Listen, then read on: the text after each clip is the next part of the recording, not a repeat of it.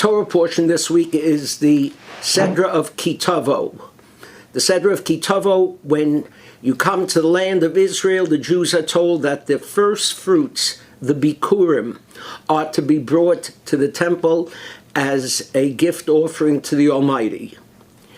Before I tell you my brilliant idea about this week's Torah portion, we have to go back to last week's to better understand. Last week we had a law that told us that you're not allowed to use an ox and a donkey together in plowing your field. Why? Well, most commentators, Maimonides, Nachmanides, say because it's part of a whole biblical concept of not mixing breeds.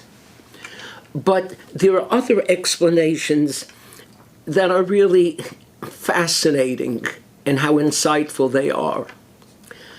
An ox and a donkey may work together, but it doesn't work out well. You know why? Because an ox chews its cud, and a donkey does not.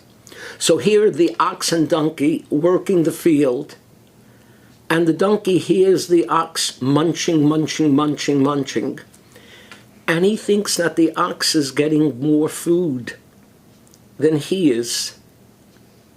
And so he's envious. So we're being taught not to put animals in a position of being envious. And the bikurim, the bringing of the first fruit, is teaching humans not to be envious as well. The first fruit that you have, you bring to the temple as a sacrifice to God, thanking Him for your bounty, not comparing it to what anybody else has, but being grateful for what you have. And what you have may have been one grape, but that's enough to be grateful for, because to look at what others have can only make you miserable. In fact, in the mitzvah of Bikurim, we are told, V'samachta, and you shall be happy with all the goodness the Lord has given to you. Happiness comes from being satisfied and from not looking at what the next one has. And let me tell you a lesson that I've learned from being a rabbi for more than 40 years. Nobody has it all. You can look at your next door neighbor and it looks like everything is going good by them.